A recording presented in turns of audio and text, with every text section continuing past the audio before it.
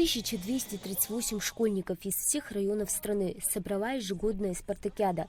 Соревнования продлятся почти месяц, с 29 мая по 22 июня. Под звуки государственного гимна участники подняли флаг Абхазии.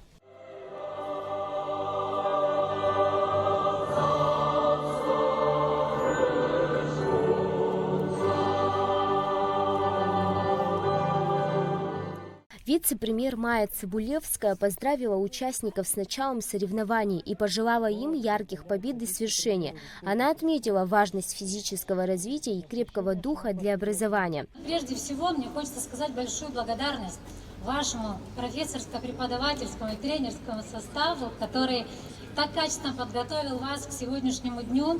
Ведь для образования важна не только личность, которая умеет читать, писать, а крепкая личность, физически развитая личность. И каждый из вас уже такой есть.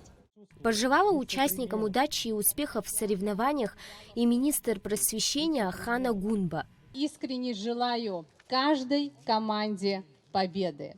Спорт развивает дух. Мы на вас рассчитываем, справедливой вам борьбы и самых достойных побед. За призовые места в спартакиаде будут бороться 8 сборных команд, представляющих 7 районов республики. В программу соревнований вошли 14 видов спорта, а также традиционные национальные игры. У нас по видам спорта баскетбол, волейбол. У нас играют и мальчики, и девочки. В легкой атлетике также участвуют мальчики и девочки.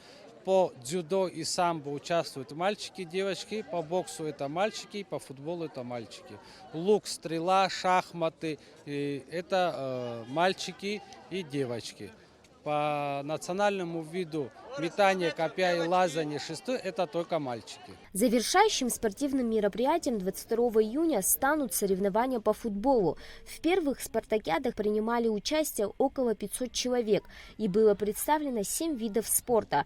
Однако сейчас количество участников значительно возросло, как и видов спорта. Третий год, когда я принимаю участие в спартакиаде школьников, я участвую в виде спорта волейбол. Мне сообщили, что турнир будет проходить по легкой атлетике, тренера, учителя.